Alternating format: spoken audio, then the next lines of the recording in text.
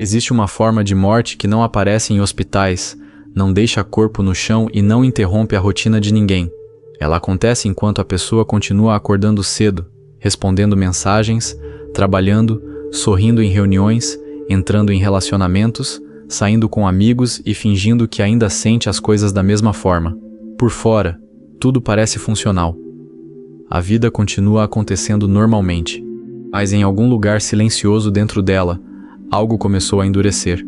E o mais assustador é que quase ninguém percebe o momento exato em que isso acontece, porque a perda da capacidade de amar não chega como um colapso dramático. Ela chega devagar. Primeiro vem o cansaço emocional, depois a desconfiança constante, depois a ironia usada como defesa, depois o medo de depender de alguém, depois a necessidade obsessiva de parecer forte, até que um dia a pessoa ainda fala sobre amor, ainda deseja ser amada, ainda sente falta de conexão, mas já não consegue se entregar sem transformar o amor em ameaça. E talvez esse seja um dos fenômenos mais silenciosos da vida moderna. Pessoas emocionalmente vivas por fora e espiritualmente congeladas por dentro. O problema é que muita gente acredita que isso é maturidade. Acredita que amar menos significa sofrer menos. Acredita que se tornar frio é evolução emocional. Acredita que não depender de ninguém é liberdade. Só que Dostoiévski enxergava algo muito mais profundo e perturbador nisso tudo. Para ele, o homem não endurece apenas porque foi ferido. O homem endurece porque começa a transformar vulnerabilidade em humilhação.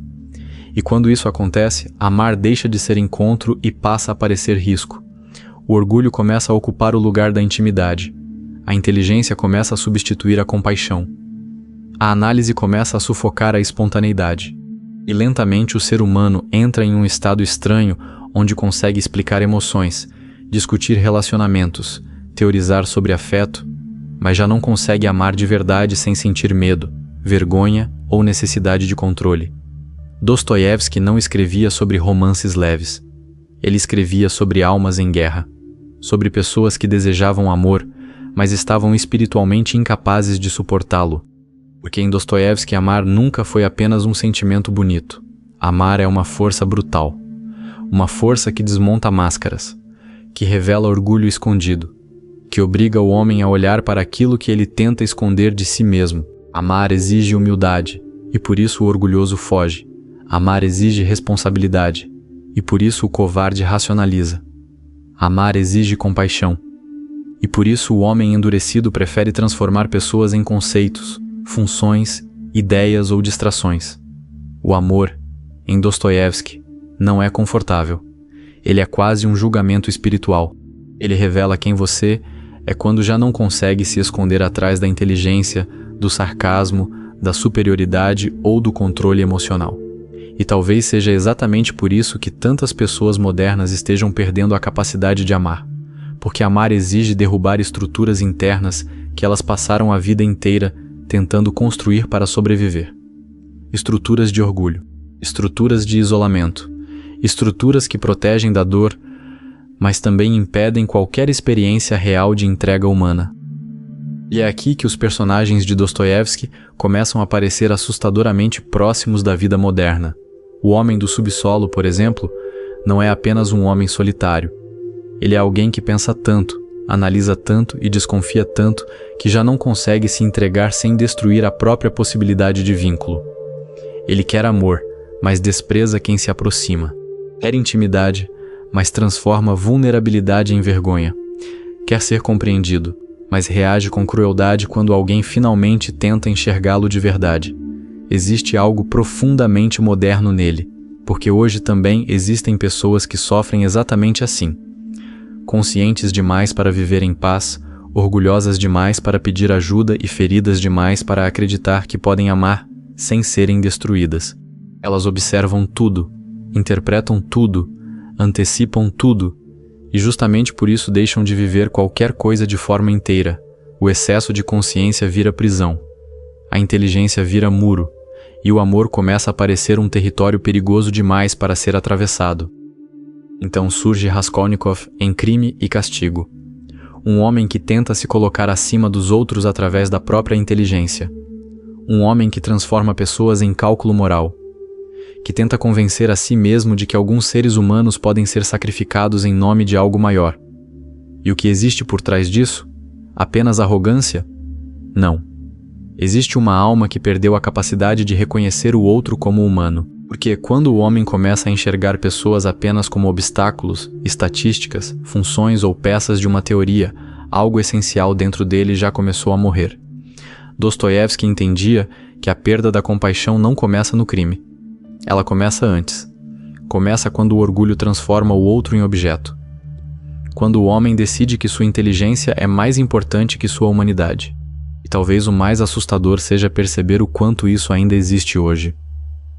Em relações frias, em vínculos descartáveis, em pessoas que sabem analisar comportamento humano perfeitamente, mas já não conseguem olhar para alguém sem calcular utilidade, risco ou benefício emocional. E então aparece Ivan Karamazov, talvez uma das figuras mais dolorosas já escritas por Dostoiévski. Ivan não é vazio, não é superficial, não é simplesmente cruel. Pelo contrário, ele sofre profundamente diante do mal do mundo, sofre diante da injustiça, sofre diante do sofrimento inocente, mas sua inteligência se transforma em prisão espiritual. Ele precisa entender tudo antes de conseguir se render a qualquer forma de amor, fé ou humildade. E esse é um dos conflitos mais modernos que existem. Porque há pessoas que foram feridas de tal forma pela vida que começaram a acreditar que só podem amar aquilo que conseguem controlar racionalmente. Elas precisam ter garantias, precisam ter certeza, precisam entender completamente o outro antes de permitir qualquer abertura emocional. Só que o amor não funciona assim. O amor sempre envolve risco, sempre envolve exposição, sempre envolve um tipo de vulnerabilidade que a lógica não consegue eliminar completamente.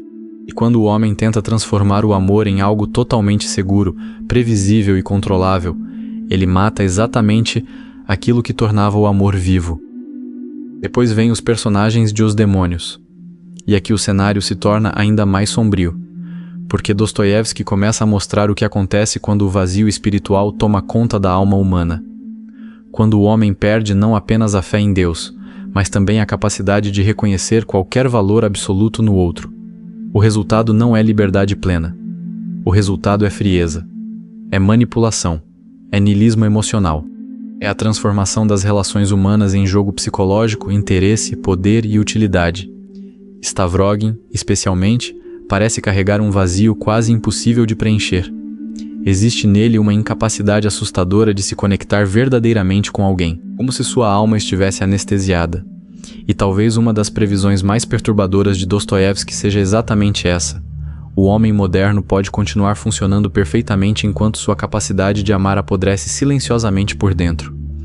Pode continuar desejando prazer, desejo, companhia e validação, sem conseguir sentir compaixão verdadeira por ninguém. E então surge Mishkin em O Idiota, quase como um estranho perdido em um mundo espiritualmente adoecido, porque Mishkin ainda consegue amar com compaixão, humildade e presença.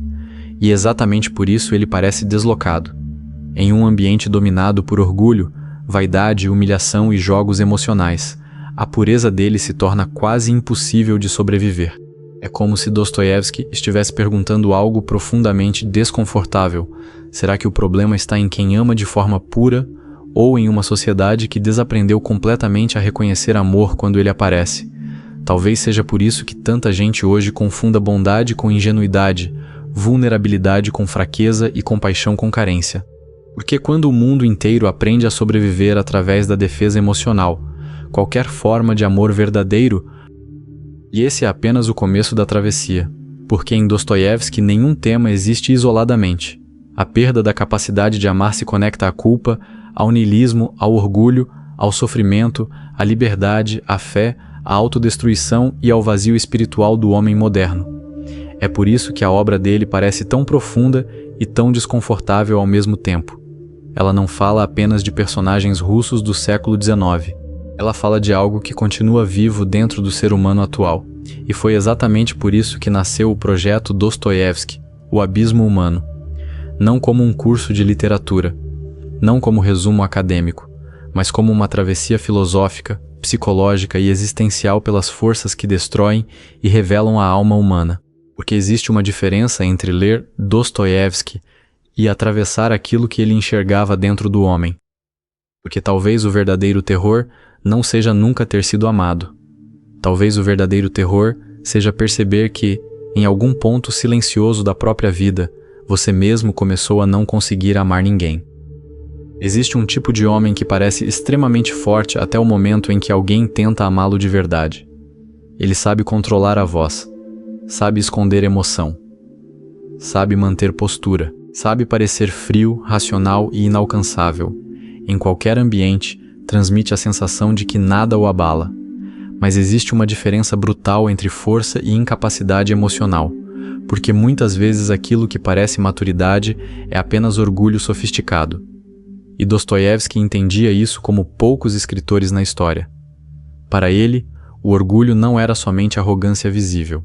Nem sempre o orgulhoso é o homem barulhento que se acha superior diante de todos. Às vezes o orgulho aparece como silêncio, como distância emocional, como necessidade obsessiva de não depender de ninguém, como medo de demonstrar necessidade, como incapacidade de pedir ajuda, como vergonha de amar profundamente alguém. O orgulho é uma armadura espiritual. Ele protege o homem da humilhação de precisar do outro, mas também impede que qualquer amor real consiga alcançá-lo. E talvez uma das tragédias mais silenciosas da vida humana seja exatamente essa: pessoas que construíram uma personalidade inteira para nunca mais serem feridas, e acabaram se tornando incapazes de serem tocadas. Porque amar exige algo que o orgulho odeia: descentralização. O homem orgulhoso não suporta a ideia de precisar emocionalmente de alguém. Não suporta a ideia de não controlar completamente a situação. Não suporta a ideia de ser vulnerável diante de outro ser humano. Amar significa reconhecer que existe alguém capaz de afetar profundamente seu mundo interno. E isso destrói a ilusão de autossuficiência que o orgulho tenta construir. É por isso que tanta gente moderna confunde frieza com força, porque parecer inalcançável cria a sensação de superioridade emocional. Só que Dostoiévski enxergava algo terrível nisso tudo. Quanto mais o homem transforma o orgulho em identidade, menos ele consegue amar sem sentir ameaça. O orgulho começa a interpretar intimidade como risco, dependência emocional como humilhação, vulnerabilidade como fraqueza. E lentamente o coração deixa de funcionar como lugar de encontro humano e passa a funcionar como fortaleza. Uma fortaleza sofisticada, inteligente e aparentemente segura, mas espiritualmente vazia. E talvez nenhum personagem revele isso de forma tão brutal quanto Raskolnikov em Crime e Castigo. Porque muita gente olha para o crime dele apenas como pobreza extrema, crise psicológica ou loucura momentânea. Mas Dostoiévski está mostrando algo muito mais profundo. O assassinato nasce de uma teoria de superioridade. Raskolnikov quer provar para si mesmo que pertence a uma categoria especial de homens. Homens acima da moral comum. Homens acima da culpa. Homens acima da compaixão. Homens autorizados a ultrapassar limites porque seriam grandes demais para obedecer às regras ordinárias da humanidade. E perceba o que isso significa espiritualmente. Para conseguir matar, ele precisa primeiro deixar de enxergar a vítima como pessoa. A velha agiota se transforma em conceito, em obstáculo, em cálculo racional, em peça descartável dentro de uma lógica superior. E esse talvez seja um dos pontos mais assustadores de Dostoiévski. O orgulho não destrói apenas quem o carrega. Ele destrói a capacidade de reconhecer o outro como humano. Porque quando o homem começa a se sentir superior demais, algo dentro dele deixa de olhar para as pessoas como almas. Ele passa a enxergar utilidade, função, peso, benefício, ameaça ou insignificância. E isso não ficou preso no século XIX. Hoje a mesma lógica continua viva, apenas com roupas mais modernas. Pessoas que se consideram inteligentes demais para sentir profundamente. Lúcidas demais para confiar. Independentes demais para pedir perdão. Fortes demais para demonstrar fragilidade. Elas transformam vínculos em negociação emocional. Avaliam tudo, calculam tudo, controlam tudo.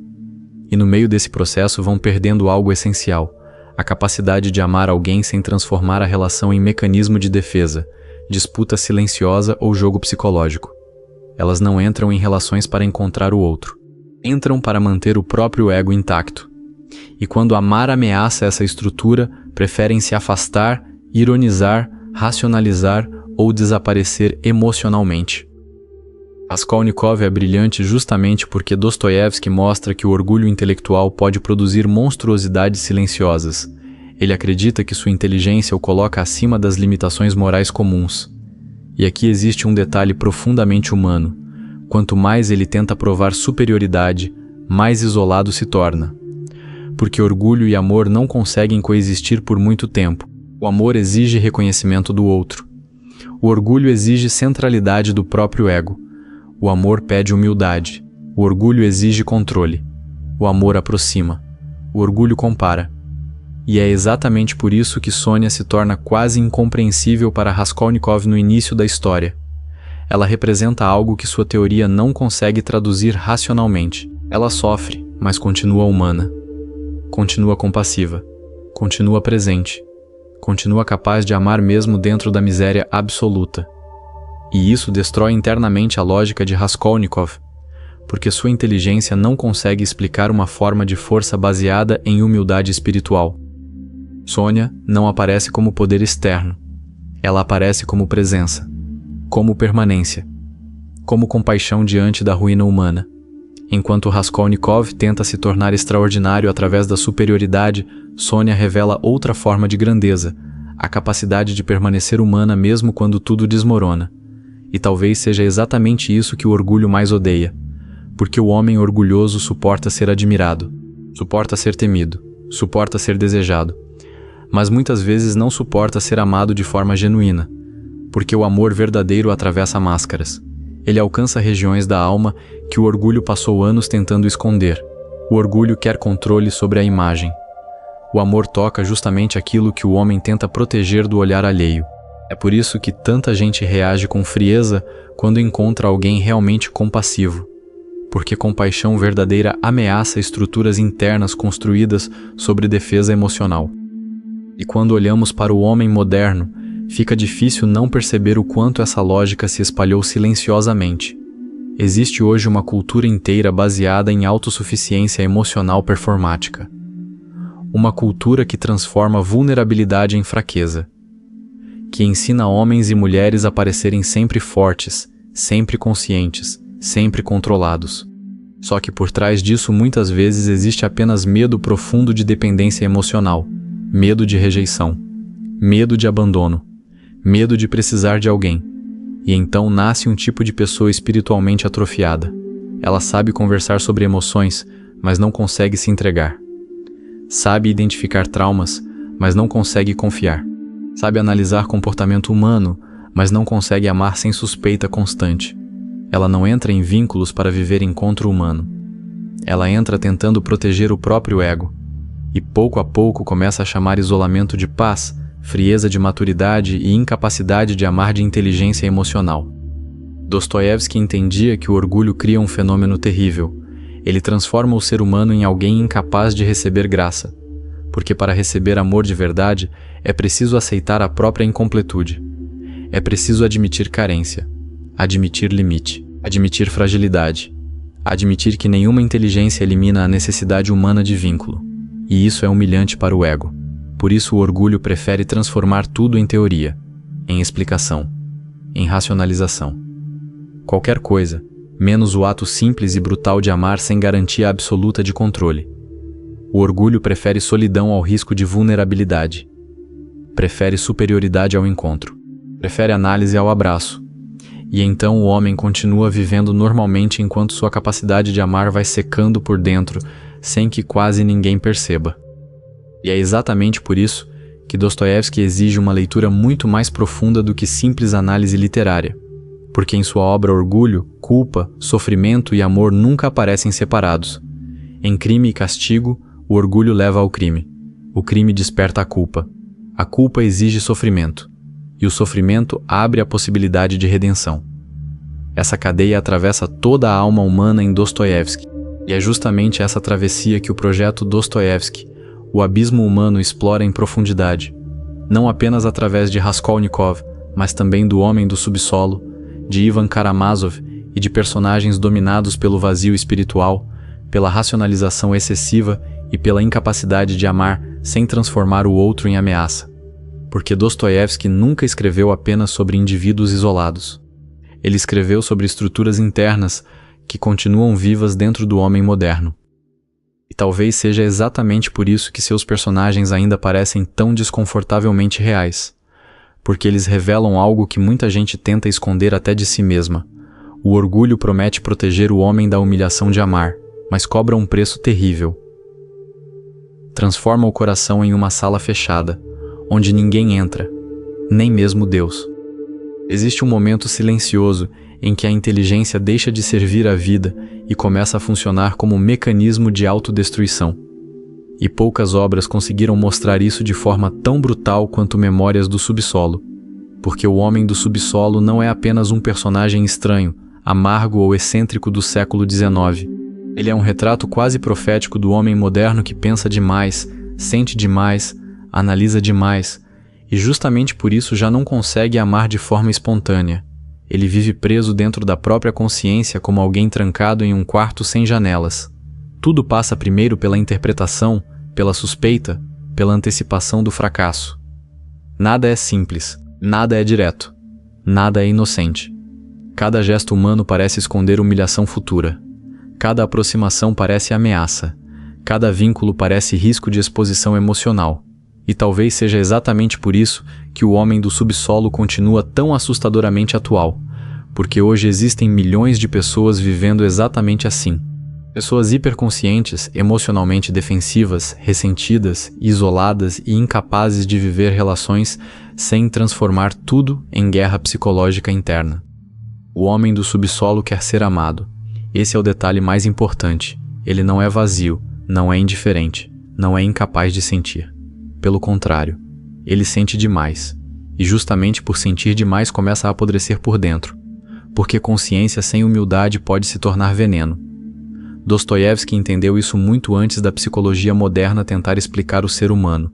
O homem do subsolo observa cada palavra, interpreta cada olhar, imagina cada rejeição possível antes mesmo dela acontecer. Ele nunca entra verdadeiramente em uma relação porque já entra se defendendo da destruição que acredita inevitável. Ele transforma vulnerabilidade em vergonha, necessidade emocional em humilhação, carência em ressentimento. E então começa a acontecer algo terrível. Ele passa a atacar justamente aquilo que mais deseja. Deseja contato, mas humilha quem se aproxima. Deseja intimidade, mas destrói qualquer possibilidade de entrega. Deseja reconhecimento, mas transforma sua própria dor em uma espécie de superioridade amarga. Como se sofrer mais profundamente do que os outros o tornasse especial. Como se sua incapacidade de viver fosse prova de que ele enxerga algo que o resto do mundo não percebe. E aqui existe uma das ideias mais devastadoras de Dostoiévski. O excesso de consciência não necessariamente torna alguém mais humano. Às vezes torna alguém incapaz de viver. O homem do subsolo enxerga demais, mas não ama melhor por isso. Ele percebe nuances emocionais, percebe contradições humanas, percebe humilhações invisíveis, mas tudo isso apenas o paralisa. Quanto mais entende os mecanismos do comportamento humano, menos consegue se entregar a qualquer experiência verdadeira. Porque toda possibilidade de amor já chega contaminada pela suspeita. Ele não consegue simplesmente viver um momento humano. Precisa analisá-lo até destruí-lo. Precisa antecipar a dor antes dela acontecer. Precisa transformar qualquer gesto de carinho em potencial armadilha emocional. E pouco a pouco sua inteligência deixa de ser ferramenta de compreensão e vira instrumento de isolamento. Talvez por isso Memórias do Subsolo seja tão desconfortável, porque o homem do subsolo não parece um monstro distante. Ele parece uma versão extrema de mecanismos emocionais que muita gente moderna já desenvolveu silenciosamente. Quantas pessoas hoje vivem testando os outros o tempo inteiro? Quantas ironizam antes de serem rejeitadas? Quantas desaparecem emocionalmente quando começam a gostar de alguém? Quantas transformam vulnerabilidade em sarcasmo? Quantas atacam exatamente quem tenta se aproximar? Quantas dizem que ninguém presta quando, no fundo, tem pavor de serem vistas sem as próprias defesas? O homem do subsolo não vive apenas isolado fisicamente. Ele vive separado do mundo por uma muralha psicológica construída com excesso de consciência, orgulho ferido e medo de humilhação emocional. E então surge Lisa. E é aqui que Dostoiévski rasga completamente a alma do personagem, porque Lisa não representa apenas uma mulher específica, ela representa a possibilidade de encontro humano real. Pela primeira vez, alguém se aproxima dele não através de disputa, orgulho ou superioridade intelectual, mas através de uma forma genuína de contato emocional. Ela enxerga sofrimento onde os outros veem apenas amargura. Ela percebe humanidade onde o próprio homem do subsolo só consegue enxergar fracasso e degradação. E por um breve instante parece existir uma chance de saída, uma chance de que ele abandone o subsolo interno onde vive enterrado. Só que é justamente nesse momento que o pânico começa. Porque ser amado de verdade exige algo que ele não suporta: ser visto. Não como personagem intelectual, não como vítima especial, não como consciência superior e ferida, mas como ser humano vulnerável. E isso é insuportável para alguém que transformou defesa emocional em identidade. O homem do subsolo prefere destruir a cena antes que ela o transforme. Prefere humilhar Lisa. Prefere feri-la. Prefere empurrá-la para longe. Porque aceitar aquele gesto significaria abandonar a narrativa amarga que sustenta sua própria existência. Significaria admitir que ainda precisa de amor, que ainda deseja acolhimento, que ainda não está totalmente morto por dentro. E talvez essa seja uma das cenas mais dolorosas de toda a literatura de Dostoiévski. Não porque falte amor, mas porque o personagem já não consegue suportar a possibilidade de recebê-lo. O subsolo não é apenas solidão. Essa é a parte mais importante. O subsolo é o lugar onde o homem transforma sua própria ferida em identidade, onde sofrimento vira personalidade, onde ressentimento vira superioridade moral, onde a dor deixa de ser algo que precisa ser curado e passa a ser algo que precisa ser protegido. O homem do subsolo se apega ao próprio sofrimento porque sem ele não saberia mais quem é. E isso continua profundamente atual. Existem pessoas que dizem querer amor, conexão e profundidade emocional, mas quando isso aparece, elas sabotam tudo. Criam distância. Testam o outro até o limite. Somem. Ironizam. Atacam. Fogem. Porque no fundo acreditam que qualquer proximidade verdadeira inevitavelmente terminará em humilhação. E quanto mais essa lógica se repete, mais a hiperconsciência vira prisão. Quanto mais o homem analisa, menos ele vive. Quanto mais tenta evitar sofrimento, menos consegue amar. Quanto mais transforma a emoção em mecanismo de defesa, mais sua vida se torna um espaço fechado e sufocante. O problema não é inteligência. Dostoiévski nunca foi contra a consciência. O problema é consciência sem humildade, sem compaixão e sem coragem emocional. Porque quando o homem começa a observar a própria vida como se estivesse sempre fora dela, ele perde a espontaneidade necessária para amar. Tudo vira interpretação, tudo vira cálculo, tudo vira mecanismo de proteção. E então surge uma geração inteira emocionalmente cansada, espiritualmente desconfiada e incapaz de descansar verdadeiramente em qualquer vínculo humano. Talvez seja por isso que O Homem do Subsolo seja um dos pilares centrais de Dostoiévski, o abismo humano. Porque ele antecipa algo profundamente moderno: excesso de consciência, ressentimento, vergonha, autossabotagem, isolamento emocional e incapacidade de amar sem transformar vulnerabilidade em ameaça. No produto completo, essa figura não é tratada apenas como personagem literário. Ela é explorada como mapa psicológico da vida contemporânea. Porque Dostoiévski entendeu que o homem moderno não seria destruído apenas por guerras, ideologias ou crises externas. Ele também seria destruído pela própria incapacidade de sair do labirinto interno da consciência ferida. E o que aparece aqui é apenas uma fresta do subsolo. No produto completo, essa descida é feita com profundidade, conectando memórias do subsolo com culpa, liberdade, niilismo, orgulho e autodestruição. Porque Dostoiévski nunca escreveu personagens isolados. Ele escreveu estruturas internas da alma humana que continuam vivas até hoje. E talvez o homem do subsolo seja uma das mais perigosas de todas.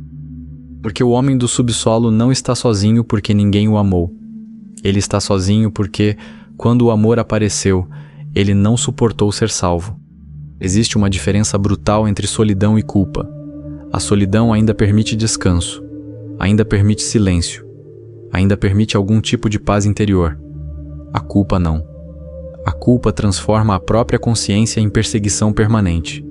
E Dostoiévski entendia isso de forma quase assustadora. Para ele, a culpa não era apenas um sentimento moral depois de fazer algo errado. Ela era uma rachadura espiritual, uma divisão interna tão profunda que o homem já não consegue mais existir de forma inteira diante dos outros. Porque quando alguém trai algo essencial dentro de si mesmo, perde uma coisa muito maior do que tranquilidade, perde unidade interior. E um ser humano dividido por dentro inevitavelmente começa a perder também a capacidade de amar de forma limpa. O amor exige presença, exige verdade, exige possibilidade de entrega. Mas quem vive escondendo partes de si começa a transformar qualquer aproximação em ameaça. O problema deixa de ser apenas medo de rejeição, passa a ser medo de revelação. E talvez crime e castigo seja uma das maiores explorações já feitas sobre isso. Porque depois do assassinato, Raskolnikov não está apenas fugindo da polícia. A polícia é quase secundária diante do tribunal que se forma dentro dele. O verdadeiro perseguidor passa a ser a própria consciência. Cada conversa se torna pesada. Cada gesto humano parece perigoso. Cada demonstração de carinho se aproxima da possibilidade de descoberta. Ele continua andando pelas ruas, continua falando com pessoas, continua tentando sustentar racionalmente aquilo que fez, mas sua alma já não consegue repousar em lugar nenhum. E isso é importante. Dostoiévski não mostra apenas um criminoso tentando escapar da punição externa. Ele mostra um homem tentando sobreviver depois de ter destruído a própria integridade espiritual. Porque o castigo real não começa na prisão. O castigo começa quando o homem percebe que existe algo dentro dele que já não consegue mais olhar diretamente para a própria humanidade. Raskolnikov começa a se afastar de todos não porque deixou de precisar de amor, mas porque o amor se torna insuportável para alguém que vive dividido internamente. Ele se afasta da mãe, se afasta da irmã, se afasta dos amigos, se afasta de qualquer possibilidade de intimidade real, porque intimidade exige permanência, e permanência exige verdade. O amor começa a parecer ameaça porque existe nele algo escondido demais para ser visto. É como se cada gesto de carinho revelasse ainda mais a monstruosidade que ele tenta controlar racionalmente. E isso cria um paradoxo profundamente humano. Ele deseja acolhimento, mas não suporta ser conhecido. Deseja proximidade, mas vive recuando emocionalmente. Deseja perdão, mas resiste à confissão. Deseja amor, mas acredita silenciosamente que já não merece mais ser amado. E talvez seja exatamente aqui que Dostoiévski toca uma das regiões mais dolorosas da alma humana. Ninguém consegue amar plenamente enquanto vive escondendo aquilo que mais teme revelar. Porque a culpa cria uma espécie de vida dupla interna. O homem passa a existir em dois níveis ao mesmo tempo. Existe a máscara social, racional e aparentemente controlada. E existe o subsolo secreto, onde a consciência continua sangrando silenciosamente. Quanto maior a distância entre essas duas partes, mais difícil se torna qualquer experiência real de intimidade, porque amar alguém de verdade inevitavelmente aproxima essa pessoa daquilo que tentamos esconder. O amor ameaça máscaras. O amor atravessa performances. O amor exige encontro humano verdadeiro. E é justamente por isso que tanta gente prefere relações superficiais, distrações emocionais ou vínculos controlados. Porque profundidade exige exposição. E exposição se torna aterrorizante para quem carrega a culpa não resolvida. E então surge Sônia. E talvez nenhum personagem de Dostoiévski revele tão profundamente a diferença entre amor sentimental e compaixão espiritual. Porque Sônia não aparece como fantasia romântica que salva Raskolnikov através de paixão intensa ou frases grandiosas. Ela representa algo muito mais difícil. Ela representa a permanência diante da ruína humana. Ela permanece escutando quando seria mais fácil fugir. Permanece presente quando seria mais confortável condenar. Permanece humana diante de alguém que já quase perdeu a própria humanidade. E o mais importante, ela não absolve a mentira. Ela não transforma o crime em detalhe irrelevante. Ela não diz que nada importa. Pelo contrário, ela conduz Raskolnikov para a verdade, para a confissão, para o sofrimento necessário. para a possibilidade de renascimento espiritual. E isso é profundamente desconfortável para o homem moderno, porque hoje muita gente quer acolhimento sem transformação, quer compreensão sem confronto, quer amor sem responsabilidade moral, quer ser aceita exatamente como está, mesmo quando continua alimentando destruição interna, mentira e fuga emocional. Só que Dostoiévski enxergava o amor verdadeiro de outra forma. Para ele, amar alguém não significa proteger essa pessoa da verdade. Significa acompanhá-la até ela. É exatamente isso que Sônia faz. Ela não salva Raskolnikov da dor. Ela o acompanha através dela. Porque em Dostoiévski sofrimento não é apenas punição. Às vezes é a única forma de destruir o orgulho suficiente para que o homem volte a enxergar a própria alma. E talvez seja por isso que a relação entre Raskolnikov e Sônia continue tão poderosa até hoje. Porque ela revela algo que quase ninguém quer admitir. Existe um tipo de culpa que torna o amor insuportável. Não porque a pessoa deixou de desejar vínculo, mas porque já não consegue acreditar que pode ser verdadeiramente vista sem ser rejeitada. Então ela começa a viver escondida atrás de versões cuidadosamente construídas de si mesma. E isso não acontece apenas em romances literários. Acontece o tempo inteiro na vida moderna.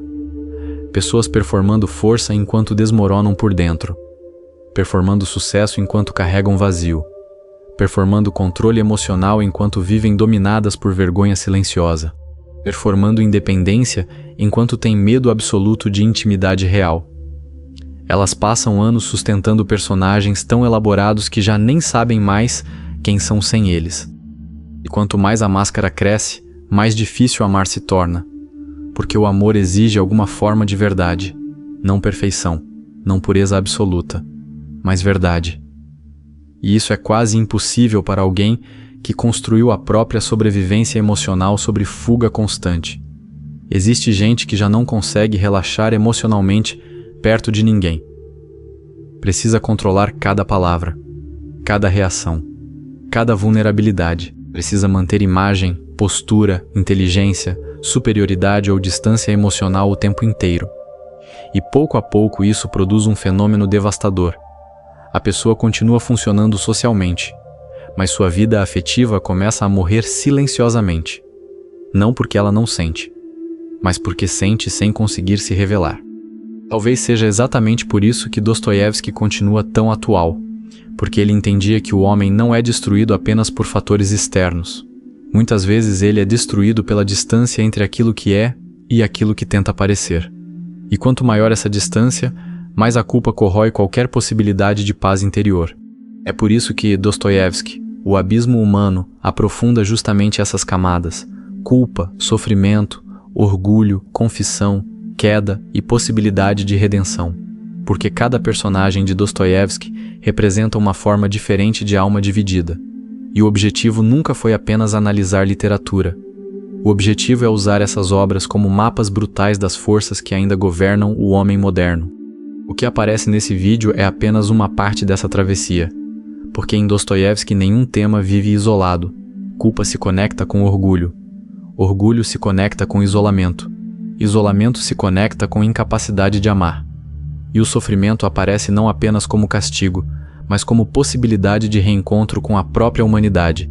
No produto completo, essas conexões são exploradas profundamente, atravessando crime e castigo, memórias do subsolo, os irmãos Karamazov e outras obras onde o homem tenta fugir da própria consciência e descobre que não existe esconderijo seguro dentro da própria alma. Porque ninguém perde a capacidade de amar de uma vez. Primeiro, perde a coragem de ser verdadeiro. Depois, chama de frieza aquilo que, no fundo, sempre foi medo da própria culpa. Existe um tipo de sofrimento que não nasce da ignorância, mas da lucidez. Um sofrimento que aparece justamente porque o homem enxerga demais, porque percebe contradições demais, porque olha para o mundo e já não consegue aceitar respostas simples. Ivan Karamazov é talvez uma das representações mais dolorosas desse tipo de alma. E o mais assustador é que Dostoiévski não o escreve como um vilão frio ou um homem superficialmente arrogante. Ivan é profundamente sensível. Talvez sensível até demais.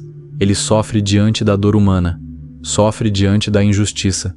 sofre diante do sofrimento inocente, especialmente o sofrimento das crianças. E é exatamente aí que começa a sua tragédia espiritual, porque aquilo que poderia abrir seu coração lentamente começa a fechá-lo.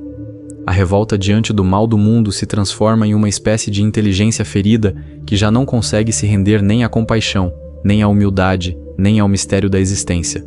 Ivan não perde a capacidade de amar porque sente pouco. Ele perde porque sua dor exige explicações absolutas antes que seu coração consiga descansar dentro da realidade humana. Existe uma passagem devastadora em Os Irmãos Karamazov em que Ivan fala sobre o sofrimento infantil. E naquele momento Dostoiévski não está apenas criando debate filosófico sobre Deus. Ele está mostrando uma alma dilacerada pela incapacidade de aceitar um universo onde inocentes sofrem enquanto o céu parece silencioso. Ivan não consegue simplesmente ignorar isso. Sua consciência se revolta profundamente. Mas o problema é que essa revolta não produz rendição humilde diante do mistério. Produz endurecimento. Ele começa a construir um tribunal interno contra a própria existência, contra Deus, contra o sofrimento, contra a liberdade humana, contra qualquer possibilidade de aceitação que não passe primeiro pela compreensão racional absoluta. E pouco a pouco sua inteligência deixa de ser ponte para o humano e começa a funcionar como mecanismo de acusação permanente contra a realidade. E aqui aparece um dos paradoxos mais profundos de Dostoiévski. Ivan ama a humanidade como ideia, mas tem dificuldade de amar o ser humano concreto. Ele sofre pelo mundo inteiro, mas não consegue descansar diante do rosto humano individual. Sua compaixão vai se transformando em abstração intelectual. Sua sensibilidade vai sendo consumida pela necessidade de encontrar uma lógica perfeita para a existência.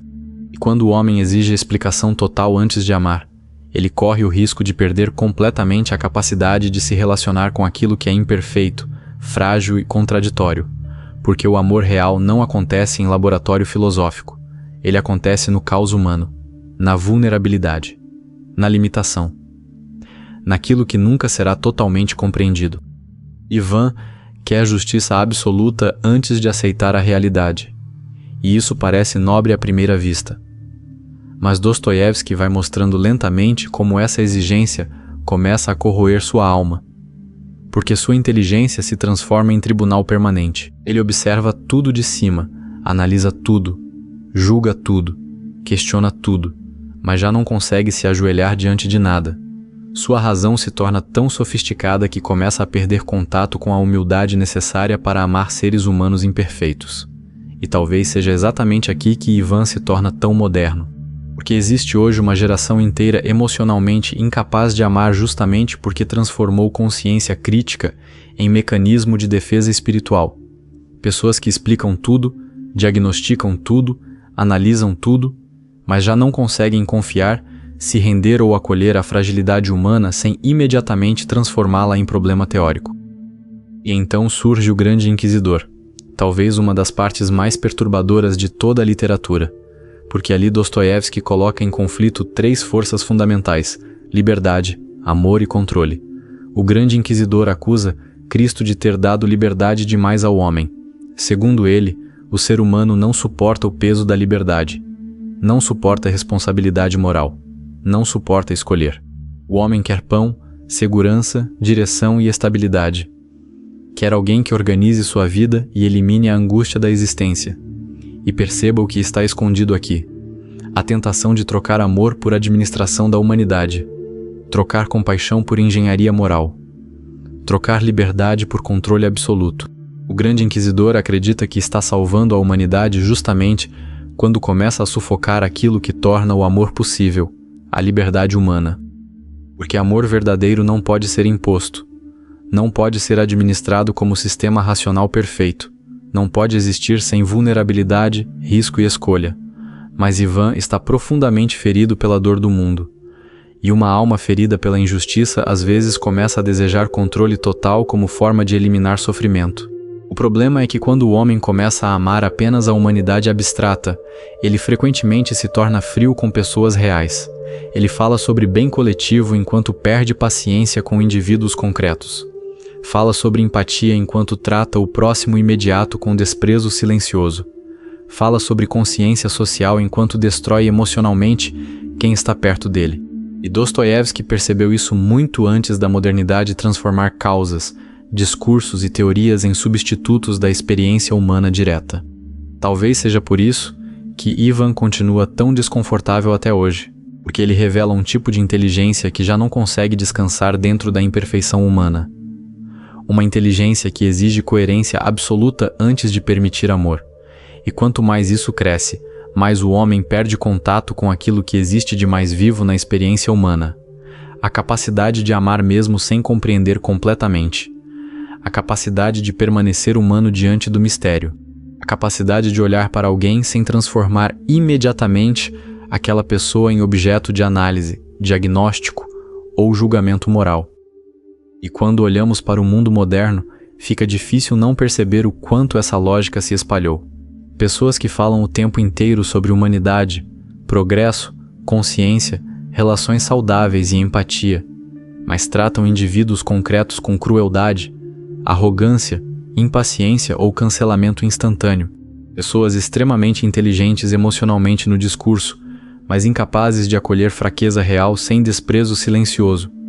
Pessoas que usam lucidez como mecanismo de superioridade moral, que confundem frieza com maturidade, que chamam compaixão de ingenuidade porque foram feridas demais para confiar novamente nela. E talvez essa seja uma das revelações mais duras de Dostoiévski. A razão, quando perde humildade, pode se tornar incapaz de amar, porque ela explica tudo, mas já não abraça nada. Diagnostica tudo, mas não se ajoelha diante de ninguém. Julga tudo, mas já não consegue sofrer junto. E, lentamente, o homem vai construindo uma fortaleza intelectual tão sofisticada que o próprio coração começa a morrer dentro dela. Não porque ele deixou de sentir, mas porque passou a exigir controle absoluto antes de permitir qualquer entrega emocional verdadeira.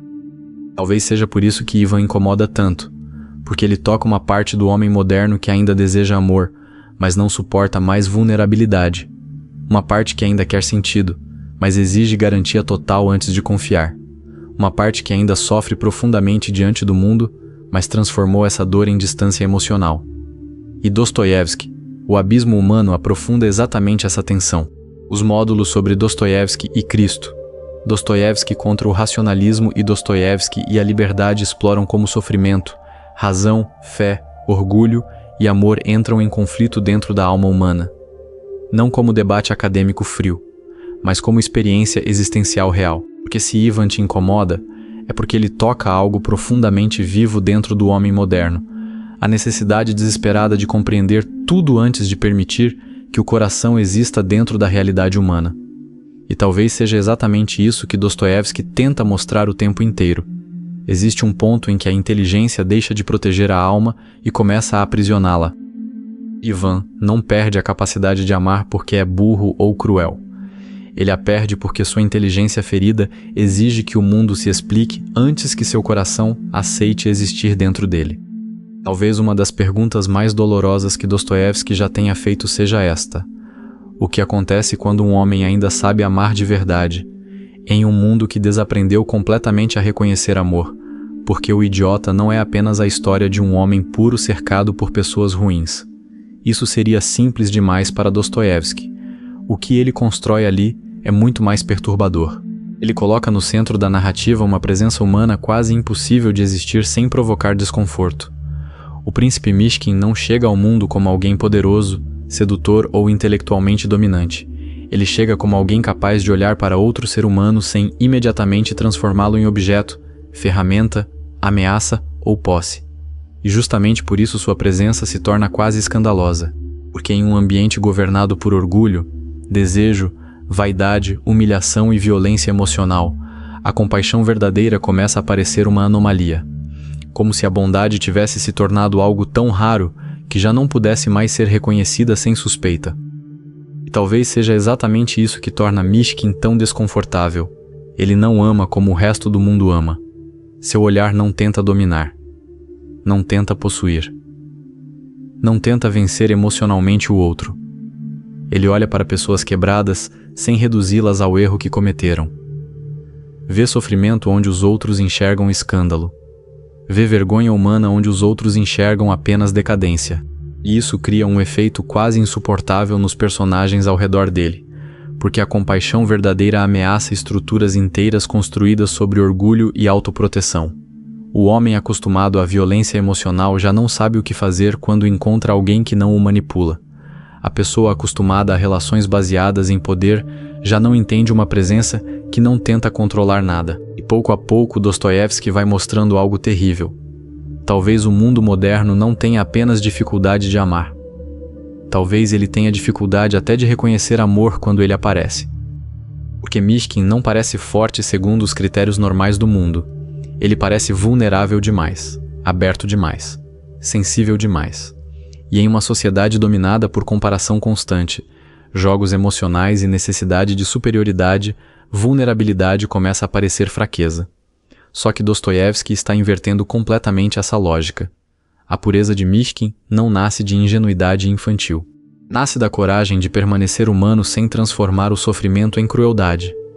Ele continua olhando para as pessoas com compaixão mesmo depois de enxergar a miséria delas.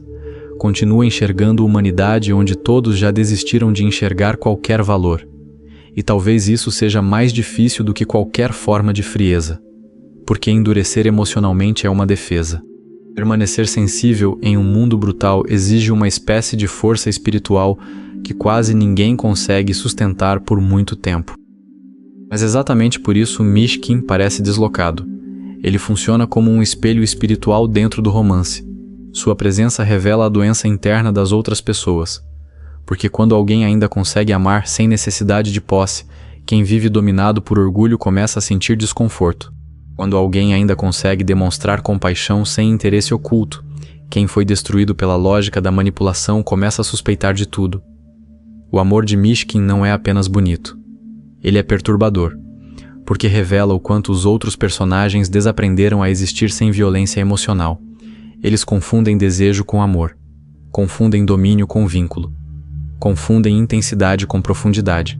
E Dostoiévski mostra lentamente que muitas pessoas não sabem mais receber compaixão sem imediatamente desconfiar dela. E é aqui que Nastassia Filipovna se torna uma das figuras mais dolorosas de toda a obra, porque ela não é apenas uma mulher trágica cercada por homens obsessivos. Ela representa alguém que foi tão humilhada, usada e destruída emocionalmente que já não consegue acreditar na possibilidade de amor sem degradação. Sua identidade inteira foi construída sobre vergonha, sobre autodesprezo, sobre a sensação de estar espiritualmente arruinada. E quando Mishkin se aproxima dela com compaixão genuína, algo dentro dela entra em colapso, porque o amor verdadeiro ameaça a narrativa miserável que ela criou sobre si mesma. Ele contradiz a identidade baseada em destruição. E isso é profundamente assustador. Existe um ponto da dor humana em que a pessoa começa a preferir a ruína conhecida à possibilidade desconhecida de redenção. Porque destruição familiar parece mais segura do que esperança. Nastassia não foge do amor porque não deseja ser amada. Ela foge porque não suporta a ideia de que talvez ainda exista algo digno dentro dela. O amor de Mishkin se torna ofensivo justamente porque ele enxerga a humanidade onde ela só consegue enxergar degradação. E talvez essa seja uma das percepções mais profundas de Dostoiévski sobre o ser humano. Existem pessoas que sabotam qualquer possibilidade de felicidade porque felicidade exigiria abandonar a identidade construída sobre sofrimento. Elas sabem sofrer, sabem se destruir, sabem repetir padrões de humilhação, mas não sabem mais existir diante de alguém que as ama sem violência. E o mais perturbador é perceber o quanto isso continua atual. Quantas pessoas hoje já não conseguem mais acreditar em bondade sem suspeitar de manipulação? Quantas confundem gentileza com interesse oculto? Quantas interpretam compaixão como fraqueza emocional? Quantas tratam pureza como ingenuidade ridícula?